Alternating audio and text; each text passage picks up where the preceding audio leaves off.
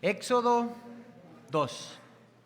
Vamos a orar, vamos a pedirle al Señor que nos otorgue su bendición para poder entrarle al texto y disfrutar un poquito de su palabra. Señor, queremos darte gracias porque podemos tener vida esta mañana y estar aquí.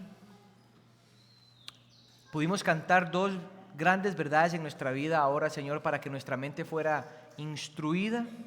Y una de esas es de que poner nuestros ojos en Jesús nos hace recordar su obra de perdón, la seguridad que tenemos ante la muerte y el retorno seguro donde recibirás toda gloria y nos llevarás a tu presencia y estaremos contigo. Señor, así como cantábamos ahora para poner nuestros ojos en ti, ayúdanos a poner tus ojos en ti mientras vamos estudiando el texto. Ayúdanos a concluir la enseñanza y la comunión poniendo nuestros ojos en ti. Pero también, Señor, te cantábamos tu obra de gracia en nuestras vidas. Señor, que esa es la garantía, que no importa dónde estemos ahorita, tú te complaces en nosotros, porque te has complacido en tu Hijo amado. Esto es tu gracia sublime, lo que hizo que hombres y mujeres que estamos aquí sentados podamos estar seguros y aprender a depender de tu gracia en medio de las circunstancias que enfrentamos. Gracias, Señor, porque tú quieres transformar nuestro carácter a partir de tu obra en nuestros corazones y nos reúnes como tu pueblo para que juntos podamos comprender la profundidad de tus riquezas. Yo te pido que hoy podamos ver tu rostro. Te pido que nos regales entendimiento, concentración. Ayuda a los papás que tienen que enseñar a sus hijos a estarse queditos por un momentito o jugar con ellos, pero aumenta su capacidad de oír. Por favor. Y a los que estamos aquí, y tal vez los niños nos estorban, ayúdanos a que esas voces bajen el volumen en nuestros corazones y tu voz tome más volumen. Pero estamos delante de tu palabra, Señor, que vamos a leer, y esa es tu palabra para nuestra vida hoy. Te damos gracias en el nombre de Jesús. Amén y amén. Antes de leer el texto, yo creo que uno de los retos cuando nosotros estudiamos las narrativas como Éxodo, uno de los retos que tiene esa narrativa es que en la mente del autor no está pensado decir todos los detalles o dar toda la información que nosotros como lectores hoy nos gustaría poder saber. Uno de los retos de la narrativa es que hay como ausencia de información a veces. Y realmente es que, o la razón por la que es eso es porque el autor, en este caso Moisés, está siendo guiado por el Señor. Moisés escribe probablemente Éxodo en el desierto. Y guiado por el Espíritu del Señor, él comienza como a escribir y a recapitular todo lo que ha sucedido, pero cuando estudias o leemos una narrativa, la información que está ahí ha de ser lo suficiente para que nosotros podamos entender el punto central de la narrativa. No perdernos en los detalles. ¿Qué habrá pasado aquí? ¿Por qué Jesús sale bebé y un pronto otro ya está grande? Y empieza a dar esa idea de que Jesús era niño y hacía barro y le soplaba y le salía vida al barro, y que comenzamos a pensar, y el texto simplemente no le interesa que usted y yo sepamos qué pasó en los años de crianza de Jesús. Eso no quita ni aumenta el valor de la Escritura. Y eso es lo mismo en nuestro texto hoy. Nuestro texto va a brincar 40 años adelante. En la semana pasada Moisés era un bebé. Hoy es un hombre. Y fuera a considerar los detalles que son importantes, la narración quiere mostrarnos ahora un momento distinto, una situación distinta en la vida de Moisés, en el pueblo y por supuesto hacernos ver cómo Dios está en medio de todo esto. Lo que vamos a leer en Éxodo 2 va a llevarnos a esta idea. Si yo pudiera resumir toda la narrativa de la segunda parte de Éxodo, es esto. Dios, pensemos como en una serie, ¿no? ¿A quién le gusta? No, yo sé que nos gustan las series. No voy a pedir que levante la mano. Pero usted ha visto el capítulo 1 de Éxodo y le produce uno incógnitas, emociones. El pueblo llegó a Egipto. El pueblo fue esclavizado. Dios los cuida, los multiplica. Les hacen todo tipo de mal, pero el pueblo no desaparece, más bien aumenta. Y en medio de ese primer capítulo, el segundo capítulo, resulta ser que Dios en medio de eso determina el nacimiento de un bebé. Y ese bebé se nos describe ahora, nos cuenta la historia de crianza en el hogar de Moisés y dónde termina Moisés. Ese es el segundo capítulo. Y ahora, nuestros textos plantean como la descripción cuando vienen los capítulos de la serie, para ver de qué trata. Dios ha dispuesto el tiempo para liberar a Israel. Dios determinó, Dios ahora nos va a decir, llegó el tiempo. Ahora yo voy a actuar. Pero el carácter de Moisés necesita ser formado primero. Esa es la idea de la narración. Dios desde lo alto dijo, ahora sí, ya no más silencio, ahora voy a actuar. Pero necesito formar primero el carácter de Moisés. El carácter, iglesia, es un elemento en la vida del cristiano que Dios lo forma en medio de lo que vive o de lo que hace. El carácter es el reflejo de la obra de gracia de Dios en el corazón del creyente. Y es para que ese carácter que demuestra la obra de Dios en el corazón puliéndose, sea lo que le dé gloria a su nombre. Vamos a leer el texto con esto en mente. Dios dijo, ahora yo voy a actuar, pero a Moisés le falta formar su carácter. Cuando leamos el texto, yo quiero que tengamos aún más, un pensamiento más amplio. Cada uno de nosotros, Dios lo ha colocado en lugares. Dios lo ha colocado en familias. Dios lo ha colocado en trabajos. Lo ha colocado en relaciones y en situaciones hoy donde Él nos utilizará para su gloria, y el medio por el cual Él va a hacer eso es el carácter que Él va a formar en nosotros.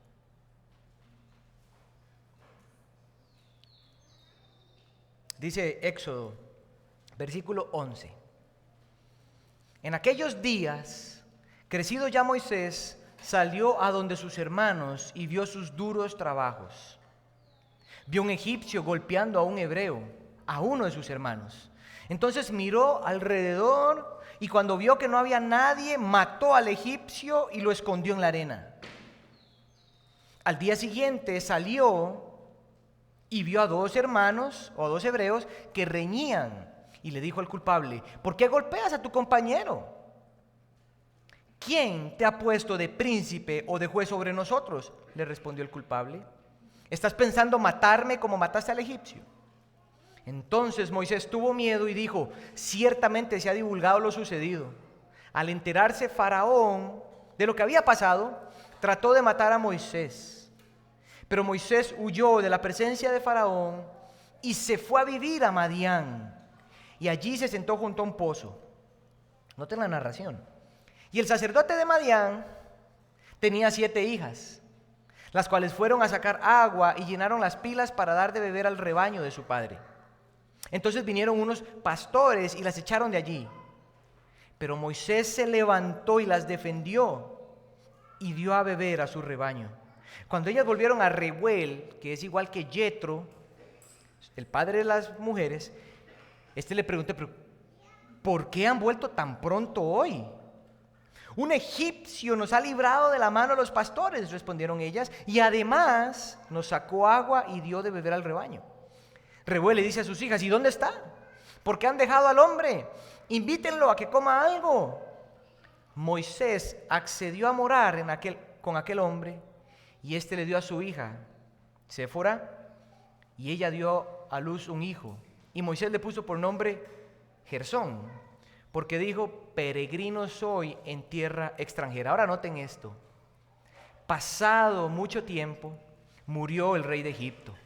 Los israelitas gemían a causa de la servidumbre y clamaron, y su clamor subió a Dios, y a causa de su servidumbre, noten el verso 24, Dios oyó su gemido y se acordó de su pacto con Abraham, Isaac y Jacob.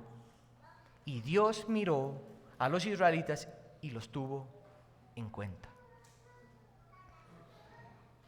Dios ha dispuesto el tiempo para liberar a Israel, pero el carácter de Moisés necesita ser formado. Mi propósito con eso es que entendamos hoy, a partir de este texto, lo que Dios también se ha dispuesto en nosotros, pero en vez de pensar, Señor, ¿qué tengo que hacer? Salgamos de aquí confiados en el Señor y en su gracia, que Él se ha dispuesto. Si usted es creyente por medio de la fe en Cristo Jesús, Dios ha dispuesto, y cuando digo ha dispuesto es que no hay nada, ni su pecado activo hoy va a hacer que eso estorbe a la obra de transformación que Dios dispuso en su corazón. Nada lo va a estorbar. Salgamos de aquí confiados en Él, sabiendo que nuestras vidas están en su mano para su gloria, pero que reconozcamos que parte de ese proceso es nuestro carácter siendo formado. Con eso en mente, hay 3 escenarios aquí: Moisés en Egipto, Moisés en Madián y Dios acercándose ahora sí al pueblo. Esos son los 3 escenarios. Los 2 primeros van a hablar del carácter de Moisés. Así que esta es la primera idea. El carácter de Moisés en Egipto evidencia de que Dios necesita formar su carácter. El carácter de Moisés en Egipto evidencia que este hombre necesita ser transformado de adentro hacia afuera. Usted nota los versos del 11 hasta el 15, la primera parte, se nos dice que Moisés ya estaba grande.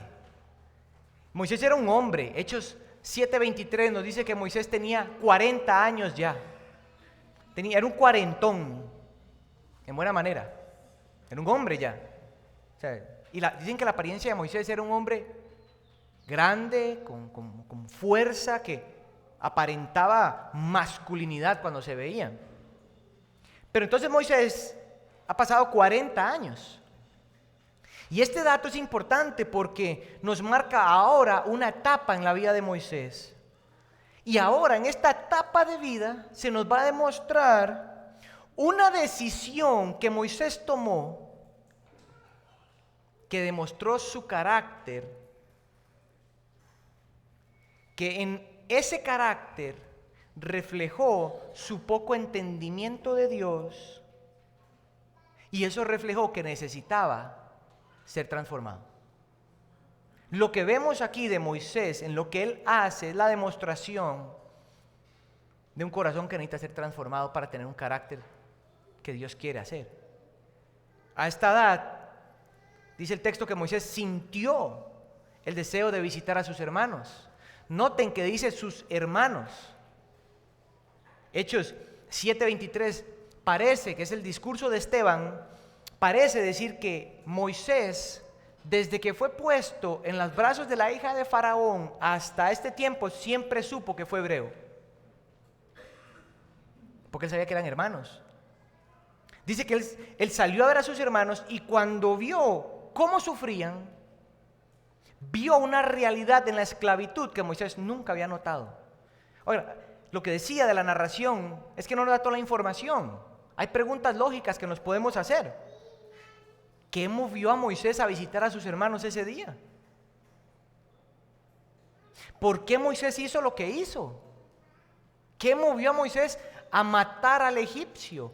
¿Qué movió a Moisés a ver a sus hermanos? Es más, Moisés, desde que estaba en los brazos de la hija de Faraón, hasta ese punto probablemente había salido un montón de veces y había visto a sus hermanos en esclavitud. ¿Qué es lo que hacía que esta vez él viera a sus hermanos en esclavitud y actuara como actuó? ¿Qué diferencia hay ahora? Bueno, a la luz de Hechos 7, versículo 23 al 25, que nos dice que Moisés sabía que él era hebreo.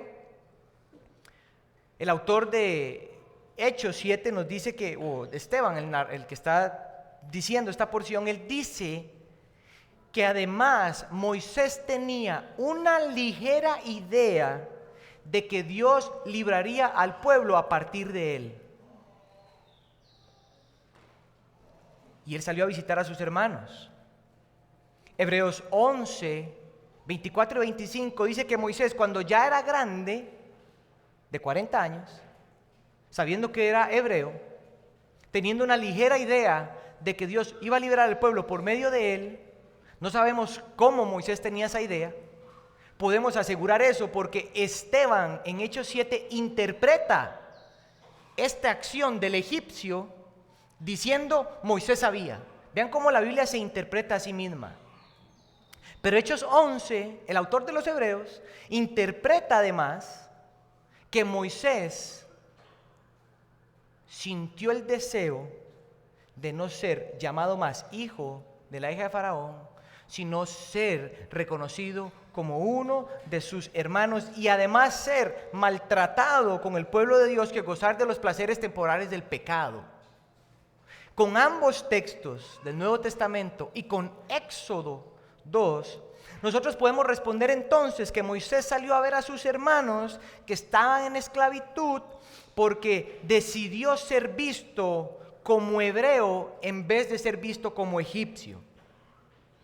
Y ahí él estaba renunciando a todo lo que eso conllevara, pero además él consideraba que este era el momento donde Dios actuaría por medio de él para liberar a su pueblo.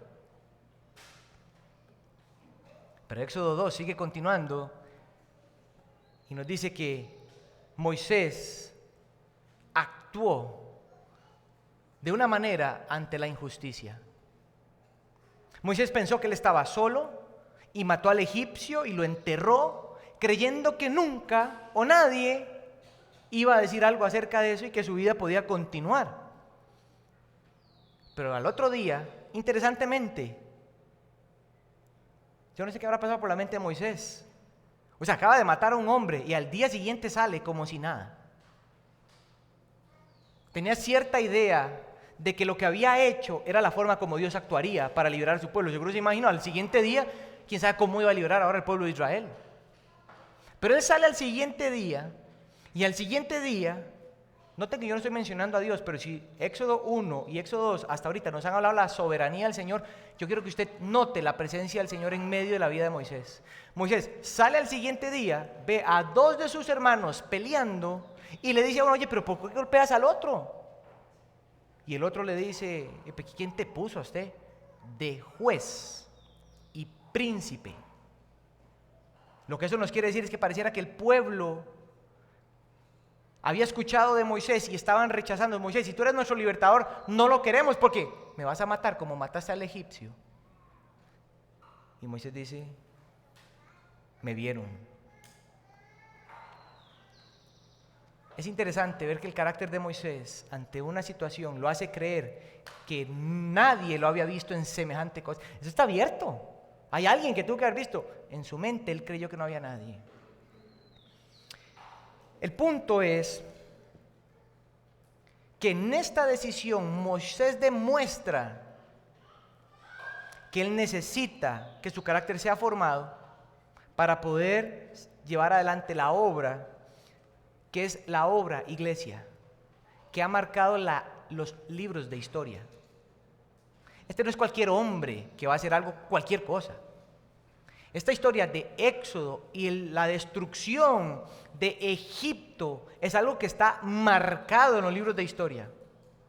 Moisés hizo algo de parte del Señor para con el pueblo que el mundo secular sabe la magnitud de esto. Tal vez no le ven el valor espiritual, pero saben que algo pasó y tratan de explicar lo que sucedió.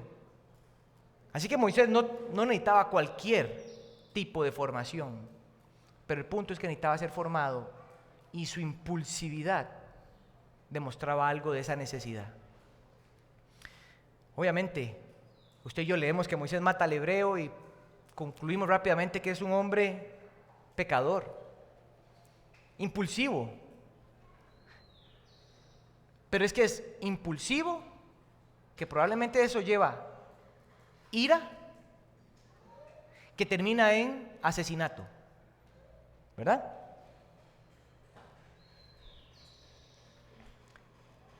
Mi pregunta es, ¿qué hace? ¿Qué sucede en el corazón de Moisés que lo hace responder de esta manera ante la injusticia? Él ve injusticia, se llena probablemente de ira y mata. Yo creo que los versos 11 al 14 que nos describen este carácter de Moisés quieren dejarnos saber algo de este hombre. Este hombre era sensible. Era un hombre sensible ante la injusticia. Era un hombre que parece que cuando veía algo que no era injusto, no podía cerrar los ojos y decir, si se subió a la ventana, hágase la loca. O hágase loco, no, ni vuelva a ver que después nos grita. Este hombre veía la injusticia y algo se movía en su corazón. Pero era tan sensible en este momento que en lugar de su sensibilidad llevarlo a ser confiado en el Señor, paciente, tener dominio propio y mansedumbre, la respuesta al corazón de Moisés es impulsividad. Considerar que la ira es justificable por lo que está viendo. Es considerar que el asesinato es una acción que Dios va a no tomar con poca cosa porque está respondiendo ante una injusticia mayor. Pero sobre todo, dos cosas más. Pensó que su testimonio nunca sería afectado.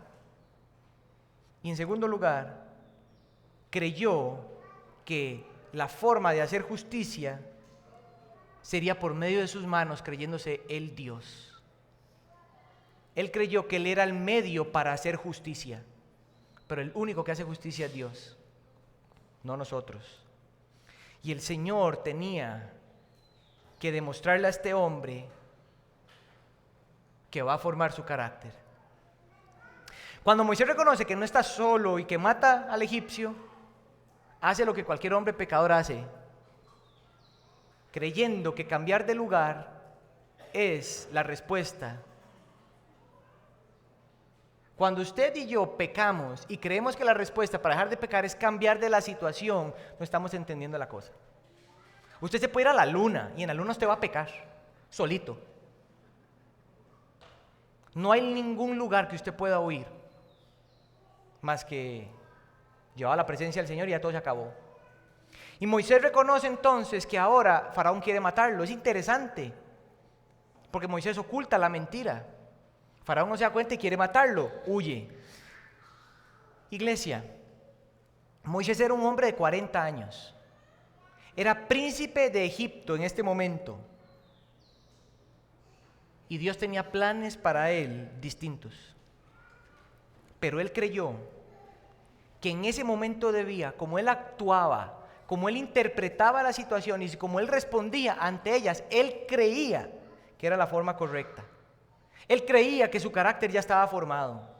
Él creía que no ocupaba nada, ya lo había superado. Seguro tenía una expectativa de sí mismo, decir, Moisés, eres un hombre de 40 años, tienes todo el conocimiento de Egipto, probablemente conoces al Señor. ¿Por qué no respondes como debería responder un hombre de 40 años? Actúe de una manera madura. Pero más bien evidenciaba todo lo contrario. Moisés a este punto era un fugitivo, era un asesino. Dos de los hombres más marcados en la Biblia son reconocidos por sus grandes pecados. David, un hombre conforme al corazón de Dios, y nadie se olvida de su pecado. Moisés, siervo de Dios, hombre de Dios, nunca habrá alguien como él, dice el Señor. Y un asesino, un hombre airado, un hombre impaciente. El carácter cristiano, mis hermanos, viene de una relación con el Señor. El Señor nos coloca en lugares y relaciones donde Él va a demostrar nuestro carácter para que nos lleve a la conclusión de que necesitamos, por su gracia, dejar de confiar en nosotros mismos y confiar más en Él. Ponte a pensar tal vez de esta manera, donde Dios utiliza las circunstancias para mostrar el carácter de sus hijos. Un padre con un hijo. Dios estipuló la relación a este hombre con este niño, o esta mamá con este niño. Y la pregunta es que Dios ha determinado que este papá refleje al hijo a Dios. A Dios al hijo. Que el hijo conozca a Dios por medio de su papá o su mamá. ¿Cómo usted cree que se va a manifestar el reflejo de Dios para ese hijo? El carácter del papá. La forma como ese papá es amoroso, paciente, perdonador, lleno de gracia, un hombre de fe, de dominio propio, de humildad, de servicio, de mansedumbre, para citar algo. Ese carácter que se ve en esos frutos es lo que va a hacer que el hijo reconozca a alguien más grande que su papá. Bueno, en cierta manera, iglesia, tenemos que reconocer que Dios no nos llamó a nosotros a librar a su pueblo de la esclavitud. Ninguno aquí es Moisés, eso es Moisés. Y no queremos ser como Moisés. Usted quiere ser como Yair, usted quiere ser como Andrés. O sea, no que tengan que ser como mí, sino que ustedes sean como ustedes son, ¿me entienden? No anhelen ser otra persona, porque no somos otra persona. Somos nosotros, y en eso Dios no nos llamó a librar a su pueblo de esclavitud. Pero Dios sí nos llamó a que nuestra vida con Él sean instrumentos para su gloria donde sea. Y Él quiere agarrar nuestro carácter y pulirlo. Ahora, podría parecer que en esta narración Dios no está. Esa ausencia como de Dios. Aquí cualquiera diría, bueno, son situaciones. Moisés se enojó, pecó y obviamente cualquiera correría. Y Dios pasó desapercibido. Pero Dios sigue siendo soberano sobre Moisés. Y ahora cualquiera de nosotros podría concluir, este hombre está desechado. Si yo pecara de la misma manera de Moisés, ¿cómo me sentiría? Desechado, ya el Señor no me va a usar, ya el Señor no me quiere, ya no soy cristiano, ¿verdad? Pero así es como el Señor vio a Moisés. Así es como el Señor nos ve a nosotros en medio de nuestro fracaso de carácter continuo. Porque, mis hermanos, si usted no lo sabe, déjeme decírselo, usted va a fracasar constantemente en su carácter. Usted nunca va a tener la fe que usted quisiera. Usted nunca va a ser obediente como usted quisiera. Usted nunca va a ser más santo como usted quisiera. Nunca, nunca. Porque si usted pudiera hacerlo, Cristo no hubiera venido. Pero Cristo vino y su gracia le demuestra que usted no puede, pero Él ya lo hizo. Y por Él nuestro carácter es seguro, aun cuando no lo vemos como quisiéramos. Es un proyecto a largo plazo. Y Dios ahora utiliza un instrumento donde Dios toma a sus hijos y para cambiar su carácter y formarlo, porque Él se comprometió a hacerlo. O sea, su carácter y el mío no cambia, no crece por lo que nosotros hacemos. Nuestro carácter crece por lo que el Señor hace. Él dijo que Él iba a transformarnos. Él no dijo que usted iba a colaborar para su transformación. Él lo va a hacer. Y todo lo que usted siente que usted hace es porque el Señor orquesta de tal manera su corazón que se siente que yo hago. Y es cierto. Pero Dios nunca te va a decir, mire, yo estoy haciendo esto, ¿dónde está lo demás? Ponga la otra 50 parte. Eso no existe. Dios dijo, yo lo iniciaré, yo lo terminaré, nadie más. Y en eso, iglesia, Dios a veces nos saca de situaciones o nos coloca en lugares o en situaciones para que nuestro carácter se moldee. Dios tiene un lugar donde lleva a sus hijos para eso. Y el Señor llevó a Moisés ahí. Ese es el segundo punto. Dios determinó que el desierto fuera el lugar o fuera su instrumento para forjar el carácter de Moisés. Dios determinó que el desierto fuera su instrumento para forjar el carácter de Moisés. Moisés termina de matar al egipcio, verso 15, huye a la tierra de Madián. Y dice el texto, y se sentó junto a un pozo. Y junto a un pozo, ahora la narración deja ver a Moisés y va y dice, había un hombre, sacerdote de la tierra de Madián, que tenía unas hijas, 7. Y esas hijas eran pastoras. Y un día salieron a dejar a sus ovejitas ahí y vinieron unos hombres malvados y quisieron no dejar que las mujeres le dieran de beber del pozo a sus ganados. Pero ahí estaba sentado Moisés y él se levantó y las defendió y les dio de beber a los animales. Y las mujeres se devuelven a su papá y le dice su papá, ¿qué están haciendo ustedes tan temprano? Porque se esperaba que duraran más. Algo las impresionó que ellas se devolvieron a su papá y le dijeron, es que un hombre egipcio nos acaba de defender. Papá, porque no solo nos defendió, nos dio de beber al ganado. Y este hombre dijo, ¿quién es ese hombre? ¿Pero qué están haciendo ustedes aquí? Tráiganlo. Y en ese traerlo, el texto dice en el versículo 21, Moisés accedió a morar. Eso no fue que automáticamente pasó. O sea, como que Moisés llegó y Reuel dijo, qué bendición, tome a mi hija. El verso 21 nos está dando otro lapso de tiempo. Nos está diciendo, y después de un tiempo, Moisés dijo, voy a ser parte de tu familia. Y en eso Dios le dio esposa, tuvo un hijo, y Moisés está sentado y dice, extranjero soy en tierra extraña. Moisés está o fue llevado, para llegar al verso 22, Moisés pasó por el instrumento del Señor, el desierto. Los madianitas son descendientes de Abraham por medio de su segunda esposa Sétura. Abraham muere Sara y él se vuelve a casar. Tiene una esposa, Sétura. En Génesis 25, del 1 al 4 se nos describe los descendientes de Moisés, los madianitas. Ellos eran nómadas. Y siendo nómadas, no tenían un lugar donde vivir.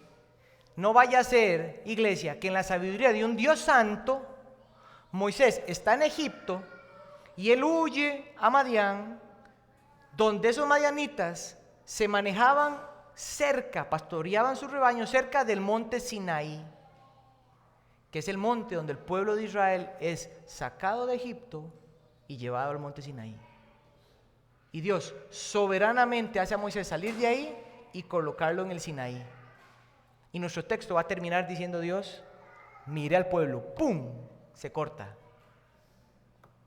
Es como el capítulo dice, ¿pero qué pasó con Moisés? Después viene el Señor entonces en el monte Sinaí y se revela a Moisés y lo llama. Eso es impresionante. Pero entonces Moisés está en ese monte y Moisés llega a Madián, pero noten que Moisés vuelve a presenciar un trato de injusticia. Moisés vuelve a estar otra vez delante de un evento de injusticia. Y este es un hombre sensible a la injusticia. ¿Pero usted cree que de Egipto a Madián es la velocidad de lo que usted y yo duramos leyendo?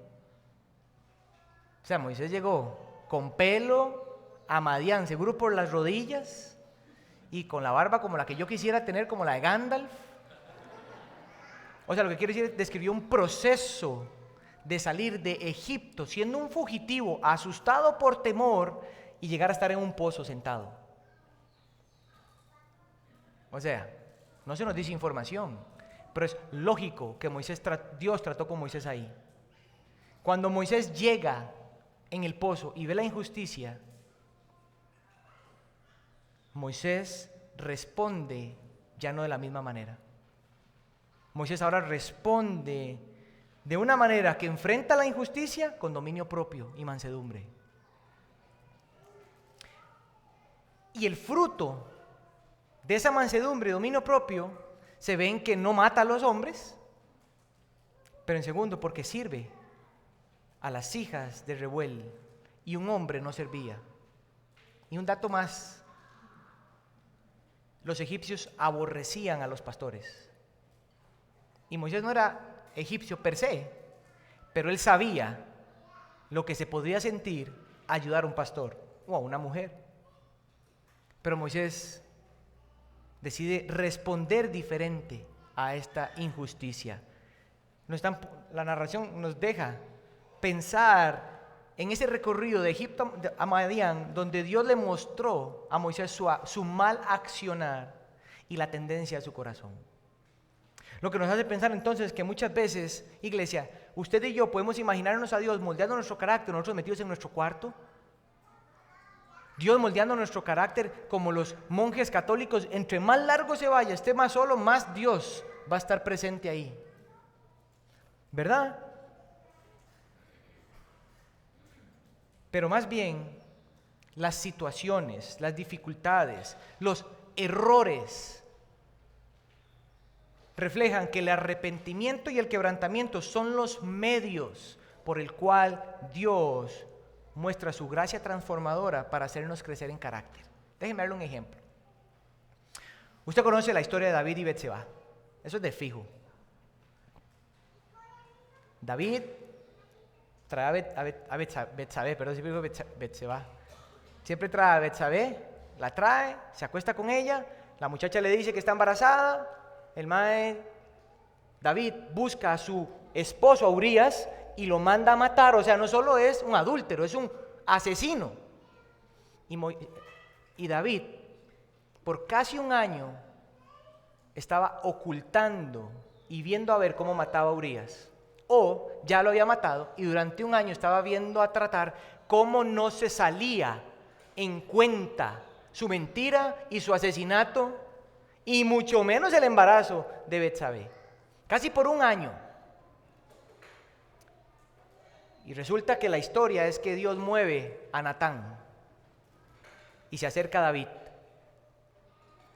Antes de David hubo un rey, Saúl, el primer rey de Israel. La forma como Dios llamó a Saúl es la forma como usted y yo quisiéramos a veces que Dios nos hablara. Un hombre espléndido, Dios lo llamó y entonces, pero Saúl tuvo un tiempo en su vida donde le dijo: ve y destruye a esa nación y espera que llegue Samuel, para que cuando Samuel llegue hagan un sacrificio a Dios. Pero Saúl es tan impulsivo que Saúl comienza a hacer el sacrificio. Llega Samuel y le dice: Saúl, ¿qué es lo que estás haciendo? Y Saúl le dice: bueno, es que estamos tratando de hacerlo bien. No, pero lo que salvamos, porque no mató todo, sino que se dejó cosas. No, esas cosas son para dárselas al Señor. Y Samuel le dice: ¿pero qué estás haciendo? Vos no tenés autoridad. Y lo que Saúl le dice es: Samuel, yo sé, pero procura en dejarme bien frente a la gente. El orgullo y la soberbia de Saúl ahora es comparado con el segundo mejor rey de Israel, David. Una situación de pecado. Y Dios llama a Natán. Y Natán le dice: David, había un hombre rico. Ese hombre rico tenía muchas ovejitas, pero había un hombre pobre que tenía una sola corderita. Este hombre amaba a esta corderita con todo su ser, o corderito con todo su ser. Era lo único que tenía. Pero un día vino un hombre de afuera, y el hombre rico, en lugar de usar sus propias ovejas, tomó la oveja del hombre pobre y la mató para dársela al hombre extranjero. ¿Qué piensas, David? El hombre rico debe de morir. Y le dice Natán: ese hombre eres tú. Ahora, es impresionante porque esto lo acabo de entender hace un par de semanas. ¿Quién es el hombre rico en la parábola? David. ¿Quién es el hombre pobre? Todo el mundo cree que es Urías, ¿verdad? Y la ovejita es Betsabé. Pero David no mató a Betsabé. David mató a Urías. La parábola de Natán a David es diciendo: mataste a alguien y le quitaste a Betsabé lo que era suyo. Y lo has ocultado por 1 año. Y David dice: he pecado contra Dios. La parábola es el arrepentimiento y el quebrantamiento es la respuesta para el cambio. David después de ahí escribió el Salmo 51 y el Salmo 32. Dios vino en rescate al hombre que por 1 año había mentido. Pero Dios quería que entendiera que salir de ahí no era el cambio de conducta, no era lo que podía hacer, era el quebrantamiento, era el arrepentimiento. Cuando David se dio cuenta, habrá sido el pecado de David, pero después de ahí David fue otro hombre, con consecuencias. Iglesia, la situación en la cual Dios nos tiene es para formar nuestro corazón. Y el quebrantamiento, el arrepentimiento es el camino. Es el camino. Moisés respondió distinto ante la injusticia y Dios usó que eso fuera lo que Dios utilizara para que Moisés llegara a la familia de Reuel. Moisés llegó y ahora, noten la vida de Moisés, le es quitada de su familia biológica, le es puesto en la hija de Faraón, ahora es sacado de ahí y es puesto en la familia de Reuel, en otra familia nueva, Moisés. Y ahí Dios determinó que de ahí Moisés no se moviera. Y sobre todo Moisés ahora pasa el tiempo y termina siendo pastor. Termina siendo empleado de su suegro por 40 años. Porque el texto del capítulo 3, verso 1, Moisés apacentaba el rebaño de Yetro, su suegro, nos habla de 40 años después. En Génesis 3, Moisés tiene 80. Imagínense el proceso en el desierto de Moisés. Era lo más humillante. Moisés seguro se veía a sí mismo con ojos de vergüenza. Decía: no puede ser posible. Lo tenía todo y ahora estoy aquí. Un bicho raro, alguien infructífero. Moisés seguro se vio tentado a decir: qué desperdicio de vida, de estudios, de aprendizaje, porque ahora estoy aquí siendo pastor de mi suegro. Pero probablemente en ese tiempo Moisés sabía que el proceso se trataba de conocer más al Señor y crecer. Era parte de la formación de Dios para Moisés. En el desierto Moisés tenía que cuidar de ovejas. Es un trabajo de perseverancia, eso suena fácil, pero es perseverante. Formaba carácter en paciencia, amor, cuidado, protección, abnegación. Este es el Moisés que está siendo formado para que mucho tiempo después su propia hermana y su hermano murmuran contra él y el Señor le pone lepra a Miriam y Moisés va y le ruega al Señor y dice: Señor, perdónala. Señor, límpiala.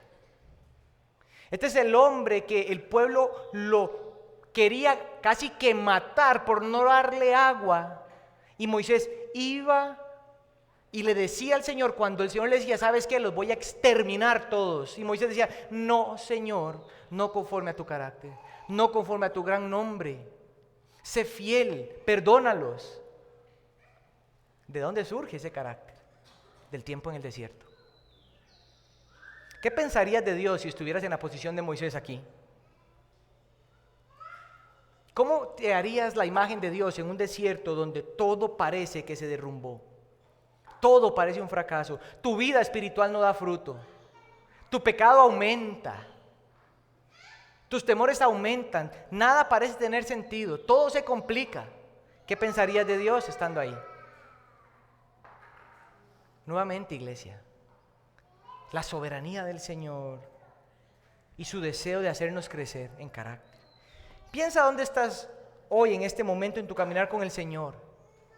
Iglesia, el desierto aquí es la ilustración de lo que Dios utiliza en los momentos difíciles y extraños en nuestras vidas para transformarnos por su gracia en hijos y en hijas que están aprendiendo a confiar en Él. Son en estos tiempos de desierto, iglesia, donde Dios saca el fariseo y el legalismo que está dentro de nosotros. Y Él agarra ese fariseo y ese legalismo y Él los quiebra. Para que entendamos, escúcheme bien, que nuestra vida con Él no se sostiene por nuestra obediencia ni por nuestras promesas a Él. Se sostiene por la obediencia y las promesas de Cristo por nosotros. Usted nunca va a satisfacer al Señor. Usted nunca va a obedecer al Señor. Usted nunca va a poder pensar como el Señor. Pero Él ya lo hizo. Cristo lo hizo por nosotros.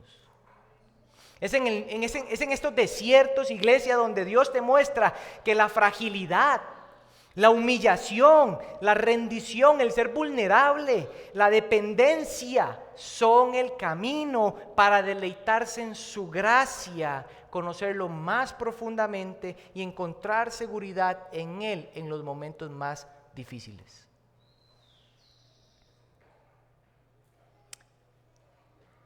Dios nos pasa por desiertos en nuestras vidas para recordarnos que no estamos solos tampoco.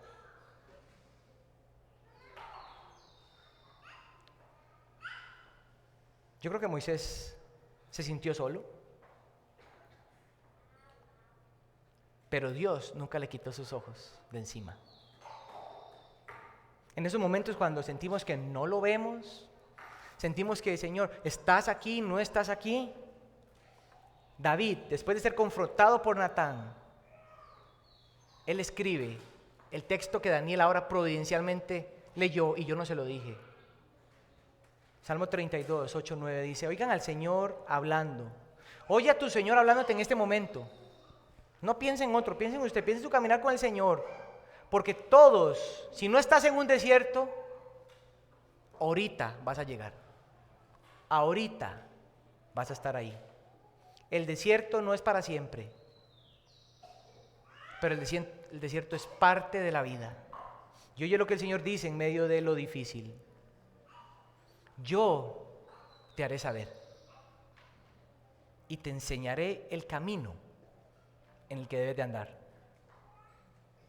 Yo, dice el Señor, yo te haré saber y te mostraré el camino por donde debes de andar.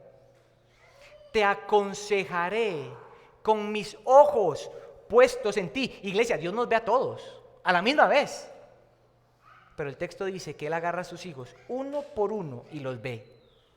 Como cuando yo ahora que está caminando y está ahí gritando, con mis ojos puestos en ti. Yo te haré saber, yo te guiaré. Esto es lo que el Señor nos anima. No seas como el mulo o como el caballo, que hay que ponerle briga, rienda, hay que socar un poco más la cuerda, el desierto hay que subirle la temperatura al calor. Al dolor hay que ponerle un poquito más. No seas así para que haya que traerlos. A veces somos como el mulo o como el caballo, como que en lo suave no, pero cuando viene lo duro, ya venimos al Señor. Eso es gracia. Eso nunca es un fracaso, eso nunca es un desperdicio, eso es gracia, iglesia. El Señor se comprometió a rescatarnos todos los días de nuestra vida, de nuestros temores, de nuestros pecados, de nuestras luchas, para que nuestro carácter refleje su obra de gracia en nosotros. En medio de nuestros matrimonios, en la crianza, en la soltería, en el trabajo, en la muerte, en la vejez, en la enfermedad. Ahí es donde el Señor nos tiene sostenidos en su mano. Moisés termina en el versículo 22 diciendo una expresión interesantísima: peregrino soy en esta tierra. O sea, usted y yo tal vez nos cuesta, pero yo considero que doña Anabel y Gaby saben lo que es ser peregrino en una tierra, o Nick. Llegar a una tierra que no es tuya.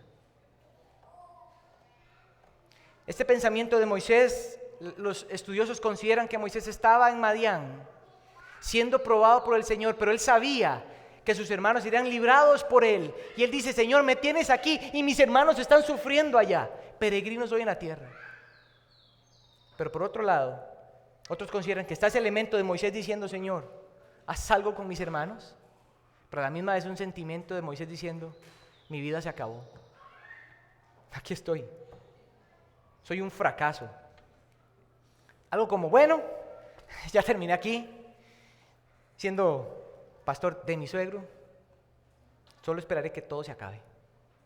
Como esa idea también. Ahí termina al hombre en el desierto. Pero la narración nos da un giro, que ya no es Moisés, sino que ahora es Dios. Y es como decía como el capítulo final. Ves al actor principal y decís, hijo, puchica, ¿qué va a pasar con este hombre? Pero ahora se vuelve al actor principal de la narración y Dios ha cumplido su pacto.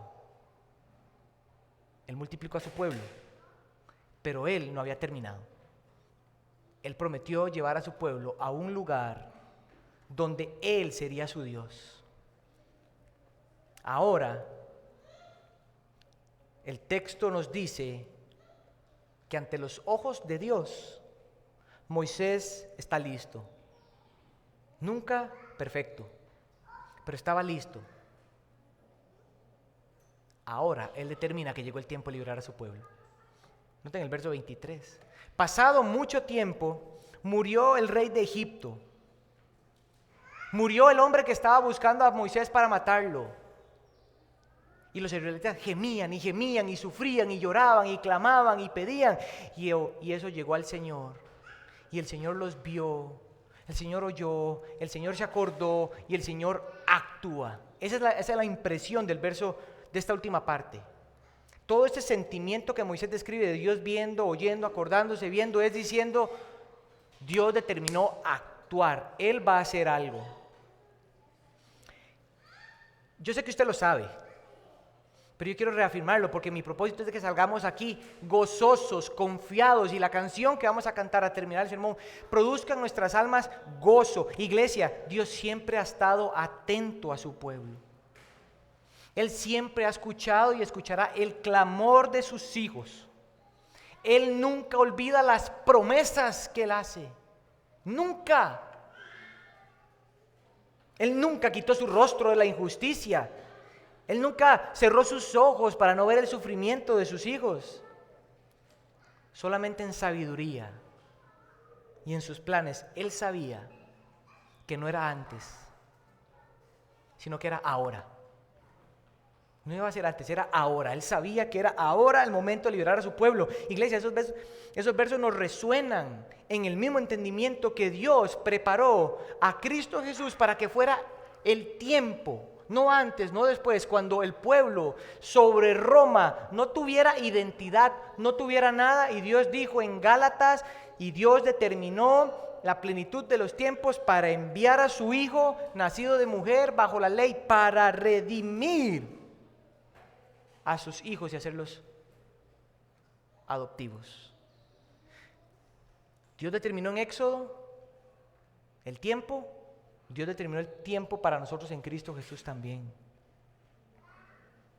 Así que por un lado nos están diciendo que Dios en medio del determinar va a hacerlo es porque Él orquestó los tiempos. Faraón tenía que morir y Faraón murió. Ahora Moisés ya era un hombre desconocido probablemente para las autoridades egipcias, probablemente para algunos hebreos era desconocido porque ya Moisés en Éxodo 3 tiene 80, o sea, han pasado algunos añillos, ¿verdad? Estaba más joven Moisés. Pero noten, y este es el punto, del verso 23, segunda parte, verso 24, verso 25, nos dan verdades para nosotros hoy acerca de Dios. El verso 23, la segunda parte, nos comunica esta verdad.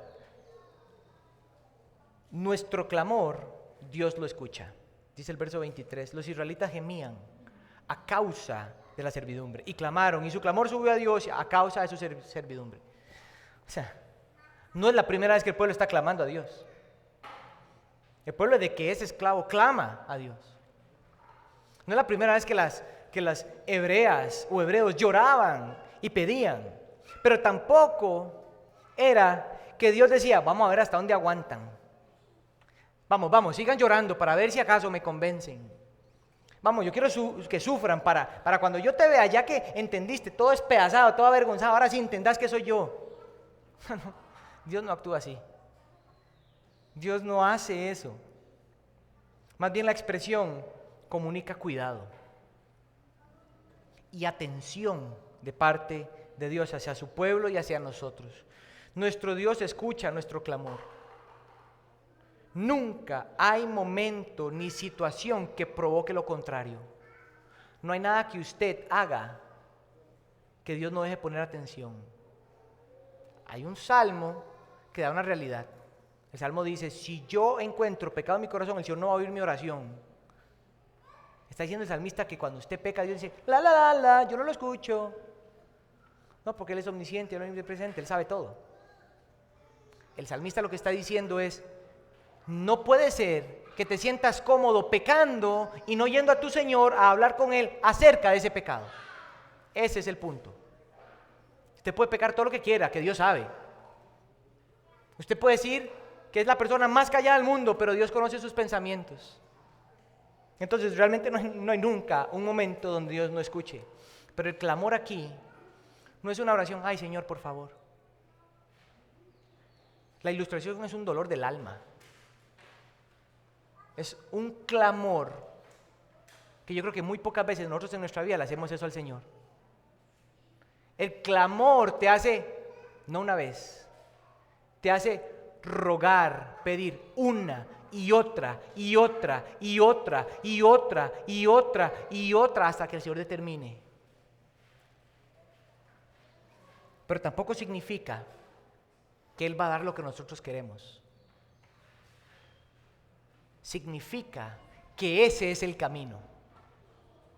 Creer que no hay que clamar porque el Señor puede que no responda, esa es la ignorancia más grande del corazón. Solo esa frase ya me dice que Dios es un Dios tirano, pero Dios no es un Dios tirano.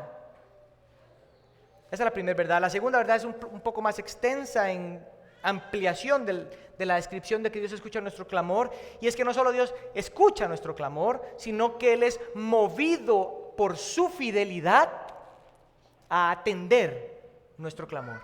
Dice que Dios oyó su gemido y se acordó de su pacto. O sea, Dios escuchó al pueblo y por causa de su fidelidad dije, yo voy a hacer lo que dije que voy a hacer, voy a responder.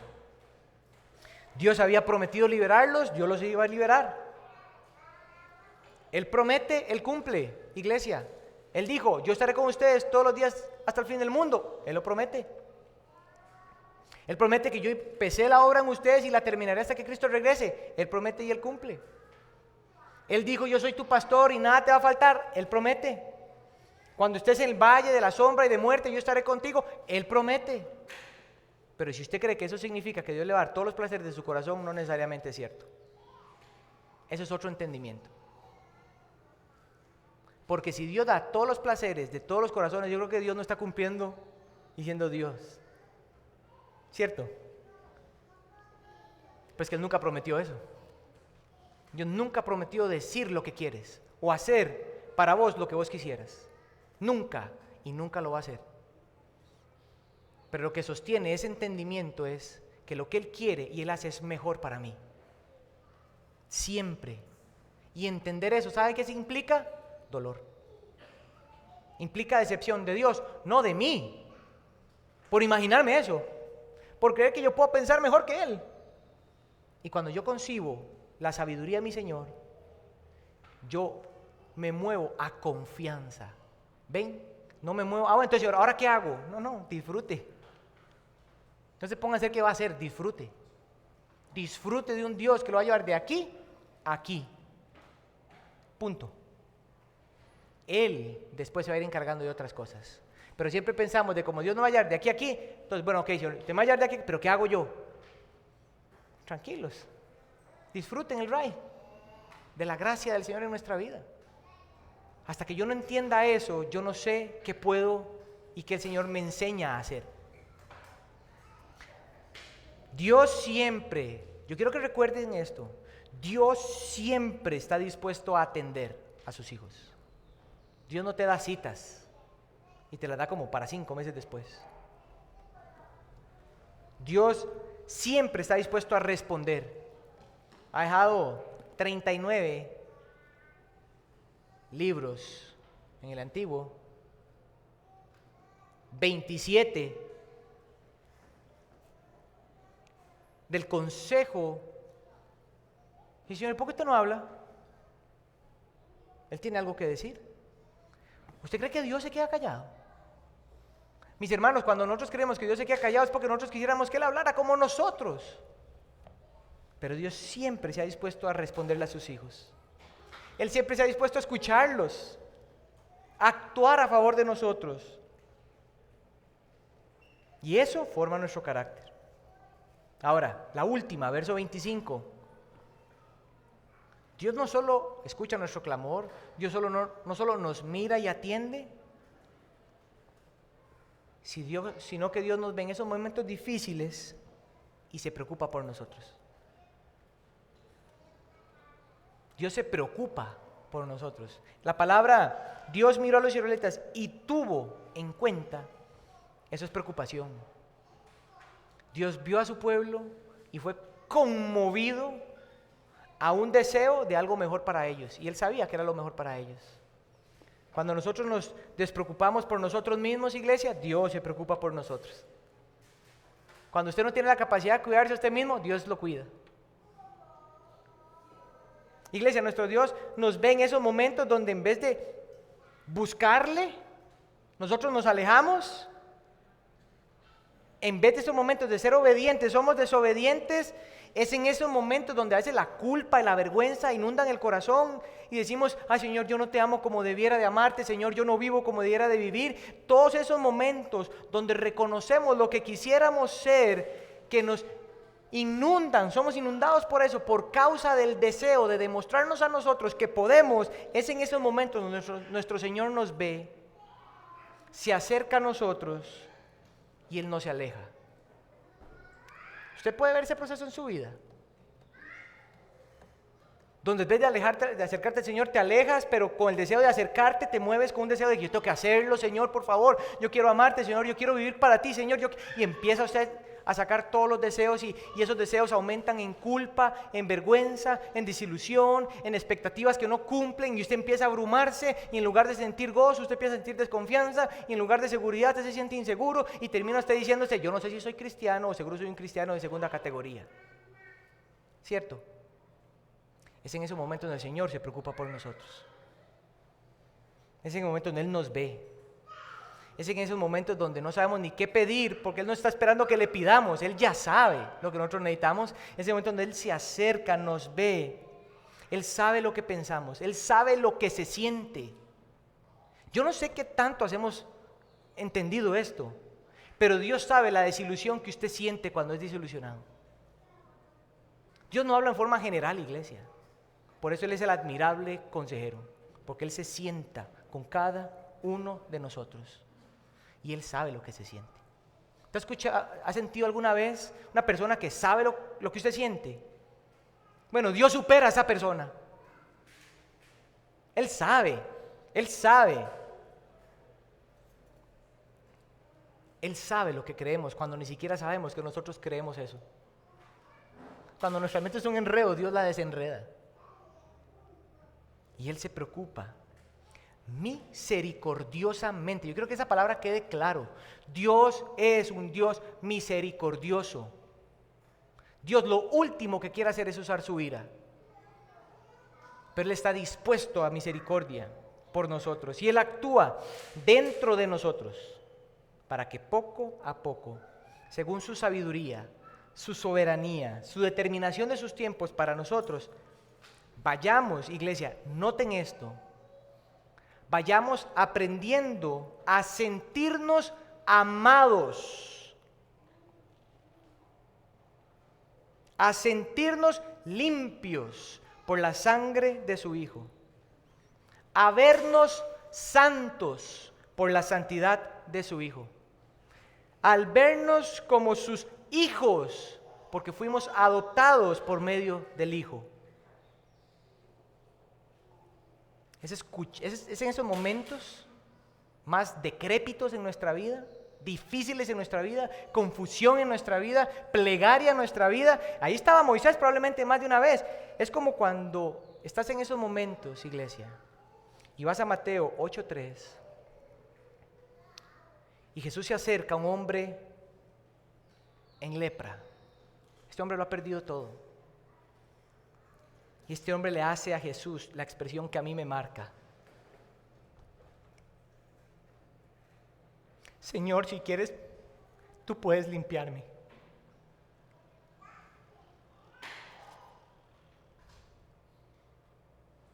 Señor, yo sé que tú puedes. Es un hombre leproso diciéndole a su Señor: Señor, yo sé que tú puedes. Señor, si quieres, puedes sacarme de aquí. Señor, si quieres, tú puedes traer gozo, entendimiento, sabiduría. Señor, si tú quieres. Y la respuesta de Jesús es: quiero, sé limpio. Mis hermanos, Jesús nunca dice no. Es que ya te he dicho más de una vez, Cristo nunca dice no. Él siempre dice: quiero, sé limpio. Iglesia, hemos sido limpiados por quien o por medio de quien siempre ha querido limpiarnos. Recuerda hoy recuerda, Dios ha dispuesto que nuestras vidas sean utilizadas para su gloria. Pero Él determinó que antes de pensar en qué vas a hacer para Él, Dios le interesa que recordemos quiénes somos en Él. Y eso implica que nuestros corazones son continuamente transformados por su gracia en medio del desierto, para que conforme nuestro corazón sea transformado, refleje su gracia. Pero además de esto, recuerda que Dios escucha nuestro clamor. Él no solo escucha nuestro clamor, Él es movido a fidelidad. Y Él no solo es movido a fidelidad, sino que Él se preocupa en los momentos de nuestra vida. Gracias a Dios por su cuidado y formar nuestro carácter en humildad, en paciencia, en dependencia, en confianza, en medio del desierto.